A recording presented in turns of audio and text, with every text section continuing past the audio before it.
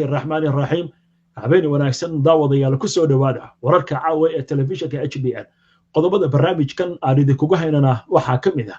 xogaga xuutiyiinta dalka Yemen ayaa shaaca ka qaaday in mar kale gantaalo iyo duqeymo ay ku garaaceen maraakiibta dagaalka ee Mareykanka waxay sheegeen inay beegsadeen laba markab oo nooca wax burburiya oo Mareykanku uu leeyahay kuwaas oo ku sugan badda Cas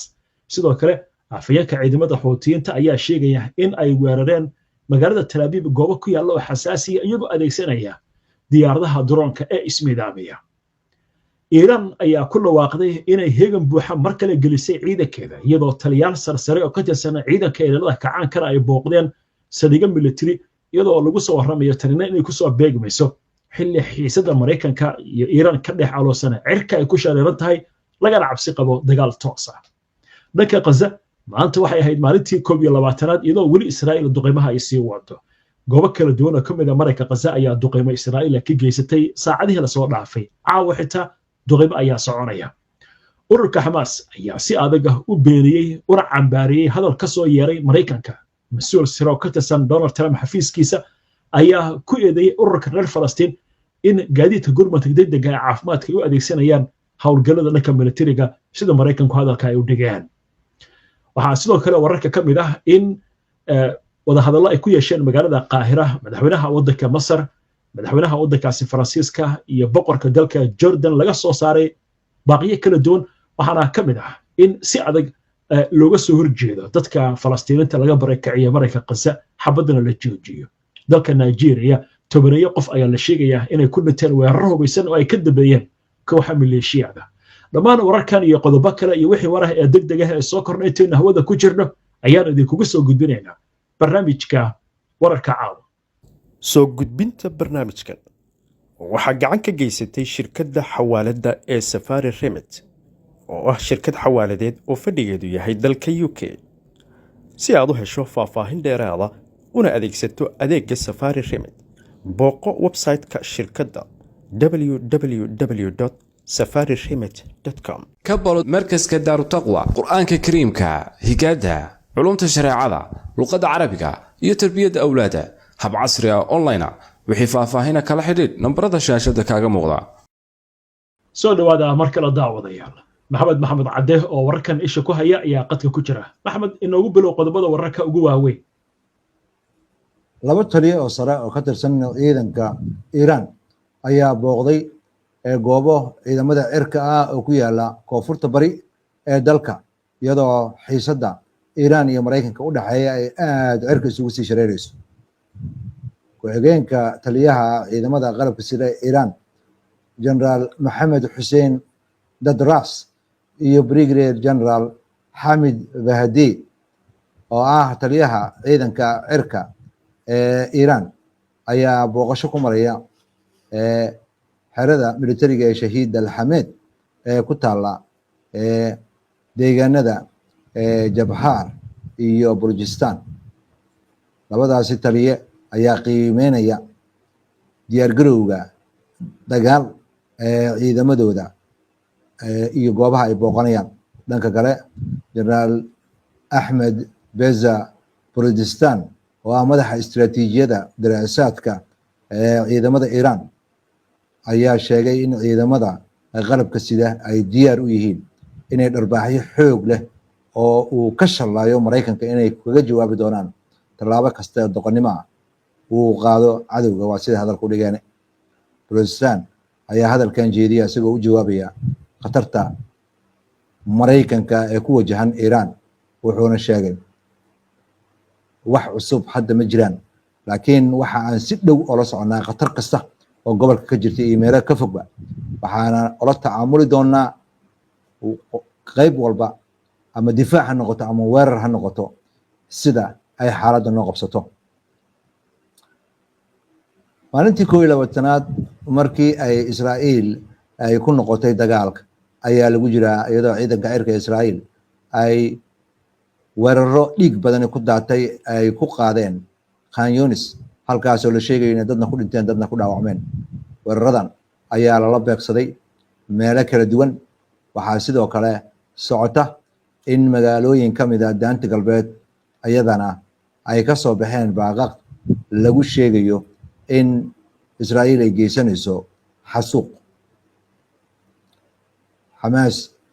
ayaa soo saartay bayaan ay ku eedanayso dowladda Mareykanka in ay ku eedeynayso dadkii ka shaqeynayay gurmadka degdega ah in ay ururka Xamaas ka dhigteen gaashaan. hase ahaatee bayaanka ayaa lagu sheegay hadalka ka soo yeeray Brian Hughes oo ah afhayeenka golaha ammaanka qaranka ee waddanka Mareykanka in uu sheegay fikirka maamulka Mareykanka ee Donald Trump waxayna fahamsan yihiin in ay taageerayaan dambiyada ka dhanka ah laanqeyrta cas iyo shaqaalaha rayidka ee ka shaqeynaya Rafax. Hadalladan ayaa waxa ay yihiin tusaale cad guracnaanta iyo dhaqan xumada ciidamada Naaziyiinta ah ee weerarka xasuuqa u geysanaya dadka rayidka ah iyo hay-adaha samafalka ah ayuu ku sheegay bayaankiisa ururka Xamaas. Eedeymahan Hughes soo saaray ayaa ururka Xamaas yiraahdeen waxa ay lagu eedeeyay Xamaas in ay ambulansiga u kaashatay inay gaashaan yihiin, waxayna ku sheegeen arrintaas inay been abuur tahay, sal iyo raad toona ay lahayn, xaqiiqadana ka fog tahayna propaganda dowladda maamulka Mareykanka ay riixayso iyadoo xukuumadda geysanaysa dambiyada dagaalka ee Netanyahu cudurdaar ugu yeelaya falalkooda guracan ee ka dhanka ah hay-adaha samafalka iyo dadka ka shaqeynaya gurmadka degdega ah. Hogaamiyaasha Masar, Jordan iyo Faransiiska ayaa sheegay in loo baahan yahay in beesha caalamku ay riixdo in lasoo afjaro dagaalka ka dhanka ah marinka Gaza. Arrintan ayaa soo baxaysa iyadoo ay kulan ku yeesheen magaalada Qaahira ee caasimada u ah waddanka Masar madaxda wadamada Masar, Faransiiska iyo Jordan, waxaana wadaxaajoodkooda uu ahaa in khatartan xaaladda marinka Gaza in wax laga qabto. Sida lagu sheegay bayaan laga soo saaray waddanka Jordan ayaa lagu sheegay in hogaamiyaasha saddexda dal ay carab ku adkeeyeen in beesha caalamka ay u baahan tahay inay riixdo in xabad joojinta marinka Gaza dib loogu noqdo, isla markaasna xabad joojintaasi ay horseedo wada hadal iyo in la xaqiiqsado meelmarinteeda. Sisi, madaxweynaha waddanka Masar iyo madaxweynaha Faransiiska Macron ayaa shir jaraa'id mar sii horreysay qabtay, waxayna ku baaqeen in xabad joojintii marinka Gaza dib loogu noqdo, waxayna ku gacan saareen baaqiqa la xiriira in la barakiciyo dadka Falastiiniyiinta oo dhulkooda laga barakiciyo. Waxaa bayaanka lagu sheegay inaynan suuragal ahayn in marinka Gaza dadka laga barakiciyo. Waxaa sidoo kale la sheegay in maamulka cusub ee marinka Gaza laga dhisayo sida loo dhigay hadalka Xamaas inaynan qayb ka noqon doonin, Israa'iilna ay qayb ka noqon doonin. Macron ayaa hadalkaasi sheegay. Iyadoo la soo xiganayo siyaasi Mareykan ayaa maamulka Trump waxa uu ku wargeliyay hay-adda cunnada ee adduunka ee WFP in ay joojiso gargaarka bini'aadanimo ee gobolka bariga dhexe la siiyo. Waxaa la sheegay iyadoo la soo xiganayo hay-adda horumarka ee waddanka Mareykanka USAID, sarkaal ayaa sheegaya in 60 warqadood la qoray oo la rabo in qandaraasyada lagala noqdo la siinayay hay-adda cunnada adduunka. Warqadan oo nin sarkaal oo qaramada midoobe ka tirsan uu sheegayo WFP ayaa waxa ay warqadahaasi muujinayaan in lagala noqday qandaraasyadii ay cunnada ku geynaysay Lubnaan, Jordan iyo Suuriya. Wararka caalamka waxaa ka mid ah dabley hubeysan ayaa ugu yaraan 52 qof ku dilay kuna barakiciyay 2,000 oo kale dhowrkii maalmood la soo dhaafay weerar ay ku qaadayeen gobol ka tirsan Nigeria oo taariikh ahaan lagu yaqaano in dadka beeraleyda ay dadka lo'da dhaqda ay ku diriraan, sida lagu sheegay warbixin laga soo saaray hay-adda gurmadka degdega ah. Sababaha weerarkaasi lagu qaaday 6 tuulo oo ku yaala gobolka Bokas toddobaadkii la soo dhaafay ayaanan la ogeyn. Hase ahaatee xaaladda ugu xun iyo rabshadaha ugu xun waxa ay soo bilaabatay December 2023 iyadoo in ka badan 100 qof lagu dilay weeraro ka dhacay isla gobolkaasi. weerar kale oo Nigeria ka dhacay ayaa 16 qof lagu dilay iyadoo ay isku dhaceen ciidanka ammaanka ee maxalliga ah iyo dad looga shaki qabo inay ka tirsan yihiin kooxaha kacdoonka la yiraahdo Lukurawa oo dhowr goor weeraray tuulooyinka ku yaala waqooyiga galbeed ee gobolka Kebbi. Booliiska iyo dadka deegaanka ayaa warkaasi soo gudbiyay. kooxdan la sheegay inay yihiin koox xag jir ah oo la yiraahdo Lukurawa ayaa gobolkaasi dadka xoolo dhaqatada ah dhexdooda ka abaabulan waxa ayna ka soo qaxeen xuduudka Niger uu Nigeria la wadaago wixii ka dambeeyay July 2023 markii xukuumaddii Niger la afgambiyay. Nigeria ayaa sidoo kale culays waxa uu ka saaran yahay kacdoon kale oo koox kale oo hubeysan ay ka wado waqooyiga bari. inta badanna kooxdaasi waxa la yiraahdaa Boko Haram oo ah urur ka tirsan xukuumadda ururka Daesh ee galbeedka Afrika. waa tahay maxamed waa mahadsan tahay daawadayaashuna ay mahadsan yihiin mar kale ayaan soo dhaweynaynaa falaqaynta wararka ayaan u gudbaynaa iyo wixii warar ee degdeg ah ee soo korna ha yeeshee qadar xayeysiina soo dhawaada mar kale daawadayaal weli waxaad la socotaan barnaamijkii wararka caawa waa tahay falaqaynta intaanan u gudbin balan eegno war hadda degdeg ah oo soo dhacaya afayeenka xogaga xoutiyiinta General Yahya Sariic ayaa war uu gordhawta soo saaray oo laga baahiyay telefishinka Al-Masira ee xoutiyiinta waxa uu ku sheegay in ay duqeeyeen goobo xasaasi oo ku yaala magaalada Tel Aviv. sidoo kale waxa uu sheegay in laba markab oo ku wax burburiya Mareykanku leeyahay ay ku weerareen gantaalada garbaha leh iyo diyaaradaha droniska weerar ka dhacay badda cas. goor sii horeysay militariga Israa'iil ayaa waxay sheegeen inay ka hortageen diyaarad drone ah oo dhanka bari sida halka u dhigan ka timid. waa hagaag warkan wuxuu ku soo kornay intii barnaamijka ku jirna ama barnaamijyadeena dambe ayaan idinku soo gudbin doonaa. hagaag xiisadda xagga Iran iyo Mareykanka maxamed aan qoraansan waxa la sheegayaa in Iran ciidankeeda heegan buuxa la geliyay isla markaas arrintan la sheegayo inay qayb ka tahay diyaar garow dagaal. maxaa ugu dambeeyay amurahan xiisadda u dhaxaysa Mareykanka iyo Iran iyo ciidamada lagu soo daabulayo gobolka bariga dhexe ayaa waxaa muuqata inay sii kordhayso iyadoo ciidamada qalabka sida Iran ay mar horeba galeen xaalad degdeg ah oo amar ku bixiyay hogaamiyaha ruuxiga ee Iran Ayatollah Ali Khamenei oo kaga jawaabaya hanjabaadii ka soo yeertay madaxweynaha waddanka Mareykanka Donald Trump oo dhawaan ku hanjabay inuu tallaabo militari ka qaadayo Tehran. tallaabadaasi ayaa waxa ay tilmaamaysaa in xaaladdu ay ka sii darayso xiisaddan cirka isku sii shareeraysa u dhaxaysa labadan dal waxaana laga yaabaa in ay hawada suran tahay in la isfara saaro. wargeyska ama warsidaha afka dheer ee Mareykanka ka soo baxay Newsweek la yiraahdo ayaa isku dayay inuu la xiriiro wasaaradda arrimaha dibadda ee waddanka Mareykanka iyo wasaaradda arrimaha dibadda ee waddanka Iran. labada waxaa muuqda inay ka gaabsadeen inay arrimahaas ka hadlaan iyadoo militariga Mareykanka ee gobolka jooga uu diyaar garow iyo agab urursi la geynayo bariga dhexe uu ku jiro ayaa Iran waxa ay soo saartay digniin ku wajahan dhowr dal oo ku yaala gacanka Carbeed oo kala ah waddanka Ciraaq, Kuwait, Sultanka Imaaraadka Carabta, Qatar, Bahrain. Iran ayaa sidoo kale u cadaysay wadamadaasi ciddii isku dayda inay taageerto weerarada xagga cirka ee militariga waddanka Mareykanka in ay qayb ka noqonayaan haddii ay ogolaadaan in hawadooda looga soo duulo ama dhulkooda in loo tixgelinayo in ay qayb ka yihiin cadowga. cawaaqib xunna ay la kulmi doonaan waa sida hadalka loo dhigay. ruushka ayaa waxa uu cambaareeyey hanjabaadda Mareykanka in uu weerar xagga cirka ku qaadayo waddanka Iran wuxuuna ku sheegay arrintaasi mid aan la aqbali kareynin waxa uuna ka dalbaday Mareykanka inuu isxakameeyo. sarkaalka labaad ee Iran ah ayaa isna sheegay halka Iran ay raadinayso inay taageero dheeraad ah ka hesho waddanka Ruushka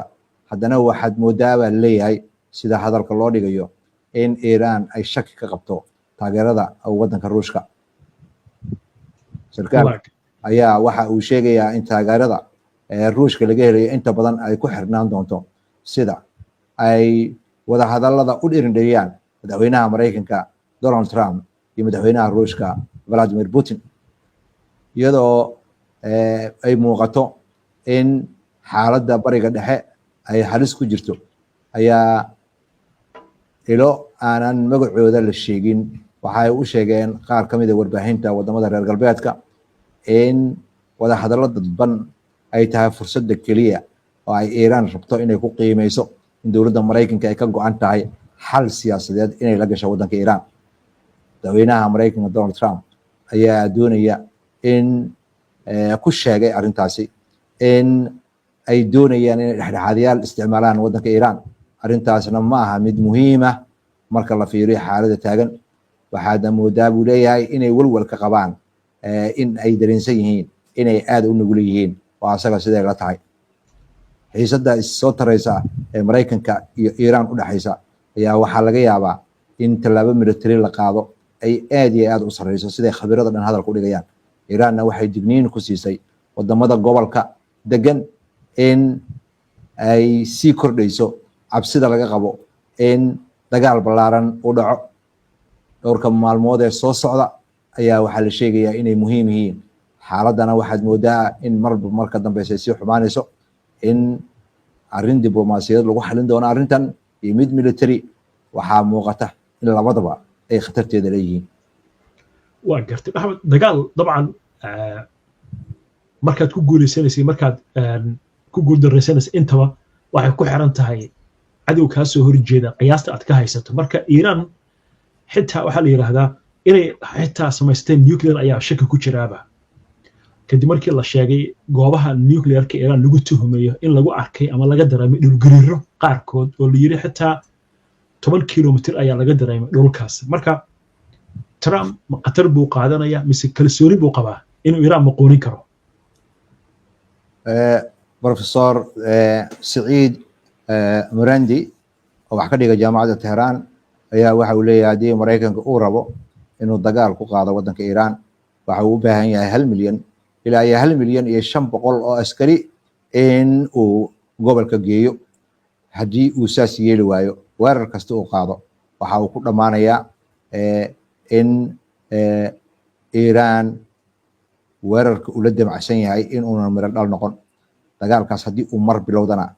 Mareykanka uma muuqato buu leeyahay inuu xakameyn karo. Danaha Mareykanka ee gobolka ku yaalana kulligood waxaa gaara baa leeyahay gantaalada waddanka Iiraan. Waxaa ayadana soo tartay oo uu nin kaloo khabiira oo arrimaha Iiraan aad ula socda uu sheegay in gantaaladii kaydka ahaa ee magaalooyinkii ay soo bandhigtay Iiraan ee gantaalada ku jireen in gantaaladaas qaar ka mid ah la soo safay oo banaanka la dhigay, oo haddii amar la siiyo gantaaladaasi meeshay ku dhacaan in xaddi fara badan oo aan qiyaastooda la aqoon in meeshii lala beegsado ay burburinayaan. Waxaad moodaa Iiraan in ay ku tashanayso isuna diyaarinayso dagaal fooda ah in ay Mareykanka isla galaan. Mareykankana waxaa muuqata madaxweynaheeda inuu waqti kama dambeysa qabtay. Waqtigaasi uu qabtay ayaa waxaad moodaa Iiraan in ay hanjabaadda Mareykanka ka timid inay si dhab u qaadanayso howlaha ka socda waddanka gudihiisana in marba marka ka dambeysa gobol walba iyo deegaan walba in tababaro isdiyaarin iyo diyaargarow xoog leh inuu ka socdo, kormeero isdaba joogana lagu hayo ciidamada Iiraan oo dhan, ama kuwa badda ha noqdaan ama kuwa ilaalada kacaanka ha noqdaan ama kuwa ha noqdaan ciidanka militariga iyo kuwa besiegis kulligood walo walba inay diyaar ku tahay goobihii ay ka howlgeli lahayd iyo shaqooyinkii ay qaban lahaayeen. Waxa kaliya oo la sugayaa waxa weeye in arrintani ay diblomaasiyad ku dhamaato ama in isfarasaar ay ku dhamaato. waa gartay Mareykanka kaligiis cidna kuma duulin muddooyinka ugu dambeeyay ama 30 sano ugu dambeeyay. Ciraaq wayna ogeyn xulaf uu watay, Liibiya xitaa xulaf uu watay. Labadaas wadana cunaqabateyn ayaa la sii saaray ka hor intii aan lagu duulin oo waa la daciifiyay. Xag dhaqaale iyo xag qalabka militariga godoon baa la geliyay. Afghanistan oo jabhad ah iyo sidoo kale Mareykanku xulafo u wata. Marka iiraan oo laga hadlayo gantaallo ayna ku hanjabaysa inay Diego Garcia duqeynayso maxay tahay marka keligiis inuu isku yiraahdo keligaa baa ku filan maxurafadii baan doonayn oo dagaalkaas reer galbeedkii kale ayaan doonayn oo toodii ay tacbaan la tahay mise waxba isbedelay awoodda Mareykanka ayaa korortay sababtu maxay tahay uusan xulafo u dumayn su-aashaas waa su-aal aad iyo aad u fiican oo xasaasi ah Mareykanka taariikhdiisa markii dib loo eego dagaal kasta uu galo xulufo la'aan weligiis ma gelin laakiin dagaalkan hadda waxaa muuqata inuuna xulafo haysan duu xulafo heli karana waxay ahayd wadamada NATO iyo wadamada Yurub ayagana waxaad moodaa in uu madaxweynahan cusub uu fooda geliyay oo ka mid yihiin wadamada uu ka goosanayo canshuurahan kusoo ridayo wax soo saarkooda ayaga laftirkooda jawaab ayay ka bixinayaan oo Canada canshuuro ayay ayadana saartay waxa la leeyahay wixii Mareykanka laga soo saaro Shiinahana sidoo kale ayuu tallaabadaas qaaday wadamadan Yurub waxaad moodaa inay ka baaran degayaan marka taas laga gudbo Mareykanka dagaalada uu galay oo dhan wadamada yaryarka sida oo Professor Heshima hadalka u dhigay waxa weeye wadanka Mareykanka haddii aad saaxiib la noqotana caafimaadkaaga uma roona iyo dhaqaalahaaga iyo wadankaaga haddaa cadow ka dhigatidna kuma roona laakiin waxaa cad Iiraan in muddo dheer oo 46 sanadood ah inuu Mareykanka u cagajugleynayay dhowr goor la isku dayay in dagaal lagu qaado siyaasiyiintooda iyo generaaladooda si dadban lagu eedeynayay in ciidamada sirta Israa'iil oo taageero ka helaya Mareykanka inay ku howlanaayeen hadda waxaad moodaa in arinta socota sida ay khabirada madaxa bannaan oo dhan hadalka u dhigayaan ay marayso arintu baraka ma leh Mareykanka inuu dagaalkan galayo iyo inuu galayn ilaa hadda lama hubo in daqiiqadaha ugu dambeeya oo Trump isbedeli doono lama hubo laakiin Iiraan dhankeeda xaaladda ma sahlanayso diyaar garowga iyo howlaha socdana ilaha la hadlay saxaafadda oo uu ka mid yahay Larijani oo ah nin culus oo ka tirsanaa madax mar u ahaa guddiga amniga qaranka Iiraan afhayeenka baarlamaanka Iiraan soo noqday hadda la taliyaha hogaamiyaha ruuxiga ee Iiraan si cad ayuu u sheegay Mareykanka haddii uu weerar ku soo qaado wadanka Iiraan in Iiraan ay nuclear samaysanayso marka Mareykanka waxay noqotaba dagaalkan hadda waxa muuqata in uu kaligiis galayo wadamada carabta ah ee dariska la'aana Iiraan ayagana digniin ayay qabaan oo waxa weeye haddii wadankooda la isticmaalo dagaalka ayay qayb ka noqonayaan waxa kale oo ayadana aan meesha ka maqnayn oo 48 saacadood oo soo dhaafay ila badan ay sheegeen in ay tashwiish ku furtay Iiraan nidaamkii hagista caalamka GPS-ka loo yaqaano oo carqaladeeyay dhaqdhaqaaqii biyo mareenka Hormuz iyo deegaanada ku xeeran marka arintani waa arin aad iyo aad xasaasi u ah caalamka oo dhan hadda feejignaan weyn ayay gelisay isha ayaa lagu wada hayaa waa gartay xagga qas aynu aagno xalay Israa'iil waxay duqeysay goob saxafiyiin ay ku sugnaayeen hal saxafi ayaa dhintay waliba gubtay sida wararka ugu dambeeya sheegayaan 6 kala dhaawacantay maxaa lagu macneeyay beegsiga saxafiyiinta Israa'iil ay beegsanayso Israa'iil ayaa si olakaca u beegsatay baa la yiri saxafiyiinta marinka Gaza cilmi baaris dhawaan la sameeyay ayaa waxay muujinaysaa Israa'iil inay saxafiyiinta ku beegsato dhulka Falastiiniyiinta ilaa iyo wixii ka dambeeyay Oktoobar 7 2023 nin saxafi ah oo warbixintan isku dubriday Anthony Lowenstein la yiraahdo ayaa waxa uu sheegayaa in cilmi baaristan ay tilmaamayso in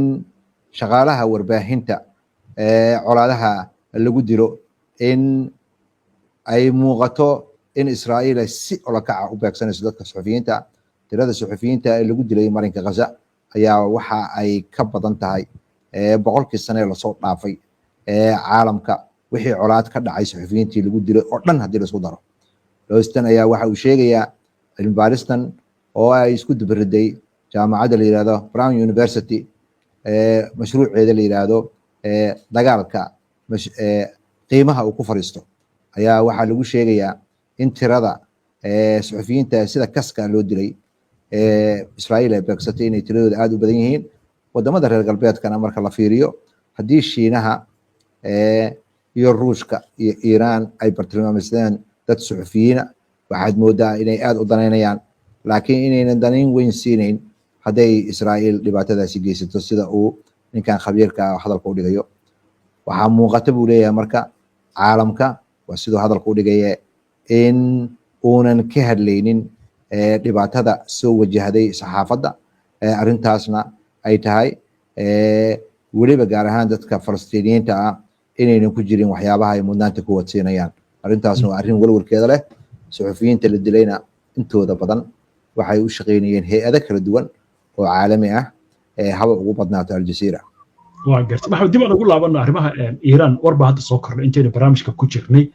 waxaan leeyahay kulanka dhex mari doona goordhow Netanyahu iyo Donald Trump waxyaabaha marifka uu ku wato Netanyahu waxaa ka mid ah heshiis haddii la gelaya Iiraan inay soo wareejiso dhammaanba uraniumkeeda iyo barnaamijyadeeda nuclearka sida Liibiya oo kale oo Qadaafi markii uu wareejiyey kadibna la sheegay in hilfaha loo qaaday markii dambena NATO intay duqaysay lagu kiciyay jabhadihii. Iiraan waxay tiri durbo soo jawaabtay warkaas, waxay tiri waa riyadii waa xalay oo riyooday tiri waa habeenkii xalay ahaa oo tagay. maxay arrintaas noqon kartaa marka Israa'iil inay Netanyahu ku riixo Donald Trump arrintan uu yiraahdo Iiraan heshiis caynkaas la gal? maxay qobaradu ka leedahay, maxayse kula tahay? marka ugu horeysa Netanyahu wax alaalay wuxuu Iiraan ka sheego wax miisaan iyo wax caaqib ay leeyihiin lama arko. Mareykanka sababta dagaalku uu galayaa waxay tahay sidoo ku sug lahaa amaanka Israa'iil dan kastuu ka leeyahay. intaa marka la yiraahdo Iiraan uma muuqato in sida Liibiya kala noqonayso. Liibiya iyo Iiraan waa laba dal oo kala duwan weeye. 1979kii markii kacaanka Islaamiga Iiraan ka dhalanayay, khabiirada Mareykanka ee Iiraan joogay waxay ka badnaayeen 200,000. waxaa kacaanka markuu dhashay ka bilowday wadanka qas iyo qalaanqal. madaxweynaha markaasi talinayay Ayatollah Ruuxullah Khomeini markii uu joogay, madaxweynihii markaas wadanka talinayay waa ninka haddeertaan ah hogaamiyaha ruuxiga ee wadanka Iiraan, Ali Khamenei baa la yiraahdaa. waad ogtahay gacanta midigta ayuu dhaawac ka qabaa. waxa weeye waxaa bilowday argagax iyo jabhado hubaysan ayaa wadanka dhexdiisa ka bilowday si xukuumadan loo afgambi lahaa. mudaaharadyo waaweyn waxaasoo dhanna si dadban iyo si toosa waxaa lagu lahaa Mareykanka iyo Israa'iil. 46 sano oo lasoo dhaafay Iiraan cid asxaan u samaysa lama arko. Iiraan waxay ku joogtaa xooggeeda iyo xeesheeda. Iiraan markuu kacaanka dhalanayay sida khabiirada ay hadalka u dhigaan, mas'uuliyiinta waaweyn oo Iiraan ay ka hadlaan 80% hubka ay Iiraan isticmaasho waxaa laga keeni jiray dibadda. 20% ayay soo saari jirtay oo ay u badnaa gaadiid. hadda Iiraan waxay ku tiirsan tahay agabka ay ayada soo saarato. intaa waxaa dheer oo ayadan la isku raacsan yahay marka ay timaado tiknoolajiyada diyaaradaha droniska iyo gantaalada guuxa ka dheereeya iyo gantaalada kale. Iiraan waxay ka mid tahay wadamada ugu agab casrisan. Mareykanka waa lagaga horeeyaa xagga diyaaradaha droniska, waxaa kaloo lagaga horeeyaa gantaalada guuxooda ka dheereeya. waxaana muuqata agabka militariga ay leeyihiin iyo magaalooyinka dhulka hoostiisa ah oo ay soo bandhigeen. waxa weeye hanjabaad dadban weeye, hurdada ka kac weeye. tan kale oo ayadana aan meesha ka maqnayn, khabiirada Iiraan ee arrimahan la socda uu ka mid yahay professorkaas wax ka dhiga jaamacadda Tehran ee la yiraahdo Saciid Mirandi. waxa uu leeyahay haddii Iiraan dagaal conventional ay Mareykanka la gasho, waxa weeye waxay u badan tahay in Mareykanka uu meesha ku jabo, maraakiibtiisa in la dejiyo, in gantaaladiisa ay gaaraan Israa'iil iyo meelo badan. Israa'iilna waa loo yaabaa in jiritaankeeda uu khalkhal galo. waxaa intaa dheer khabiiradii Mareykanka oo ay ka mid yihiin Scott Ritter oo aad ogtahay ahaa khabiirkii ka shaqeynayay barnaamijkii hubka nuclearka looga dhigayay wadanka Ciraaq, ka soo shaqeeyay markii Mareykanka iyo ruushka ay ku heshiiyeen in hubka baahsan wax u gumaada nuclearka la dhimo ayaa waxa uu ka mid yahay khabiirada qaba haddii Mareykanka uu dagaal la aado Iran in Mareykanka ciidankiisa laga adkaanayo Colonel Douglas McGregor ayaa qaba rag hore oo ka tirsanaan jiray ciidamada sirta ee Mareykanka ayaa qaba korneello kale iyo khabiirro kale oo qorshayaasha ciidanka badda iyo yaqaana ayaa qaba ciidanka badda ee Mareykanka waqtigiisa waa dhacay haddii la gabi dhacleynayaan oo wax ka qaban leeyihiin xuutiyiinta oo aan u raan dawlad ahayn haddii Iran isku aadaan oo hadda ka hor daawadayaasha HBN halkan uga sheegnay in ay agab fara badan iyo doomo fara badan oo ilaa Tanzania gaari kara in ay xeebahooda soo dhigeen oo dhortu sameeyeen waxa uu maraynayaa dagaalkaas inuu noqonayo mid keena in uu dhabaha u xaaro dagaalka saddexaad ee adduunka Mareykanka haddii si xun loo xanuujiyo oo khasaare xoog la soo gaaro waxa laga yaabaa in dagaalka uu ku cabsiisto ama uu isticmaalo dagaal nuclear dagaalkaas nuclearka haddii uu dhacana ma muuqata buu leeyahay Mirandi in Iran lagu baqsan karo xataa nuclear taana waxay dhabaha u xaarisaa in Iran ay nuclear si rasmi ah iyadana ugu dhawaaqdo in Iran ay nuclear samaysatay in kale cid ogsoon lama arko Iran markasta waxay ku adkaysanaysaa in nuclearkeedu uu nabad yahay dadka qaar waxay ku doodayaan Iran mar hore ayay nuclear samaysatay oo xasaysan yahay ilaa iyo inta maagista lagu bilaabayna iyada lagama yaabo inay dagaal bilowdo oo taariikhdeeda marka la fiiriyo wadankan waa wadan taariikh leh waligeed yaa leeyahay cid kale kuma xadgudub ma leeyiri laakiin dagaalkan hadda way bilaabatay countdownkiisa ama tiradiisii hoos loo tirinayay waa hagaag maxamed waa mahadsantahay intaana ka bixin balaynu eegno warar imika Washington naga soo gaaray waxaa la leeyahay shirkii saxaafadeed ee la filayay inay wada jir u qabtaan Donald Trump iyo Netanyahu ayaa la baajiyay lama oga sababta kulan baa dhici doona la leeyahay inta badan kulankana waxa leeyahay wuxuu diiradda saari doonaa arrinka ku aadan maxaabiista la haysto Mareykanka Gaza iyo dagaalka Gaza heshiis cusub xabajoojin la soo bandhigo ayaa sidoo kale Virginia waa leeyahay dhinaca kale arrintan waxay ku soo aadaysaa iyadoo dhanka Israa'iil wararka ka soo baxay ay sheegayaan in Netanyahu markii shirka jiraad wada qabteen Donald Trump safarkii kan ka horeeyay uu aad ula yaabay markii Donald Trump uu shirka ka sheegay in Mareykanku la wareegayo Mareykanka Gaza arrintaasi oo uu sheegay in ahayd arrin uusan filayn oo aan laga wada hadlin lama oga sababta shirka jaraa'id loo baajiyay laakiin waxa leeyahay waxay u muuqataa Donald Trump shirka jaraa'id iyo saxafiyiinta uu yeeray waxa uu doon inuu ka sheegayo wararkaas ayaa soo kordhaya haatan waayahay wixii soo kordha waynu arki doonaa maxamed aad baad u mahadsantahay inta ayaan kusoo gabagabaynaynaa barnaamijka wararka caawa waana ku mahadsantihiin daawadayaal daawashada barnaamijka si aad ula socoto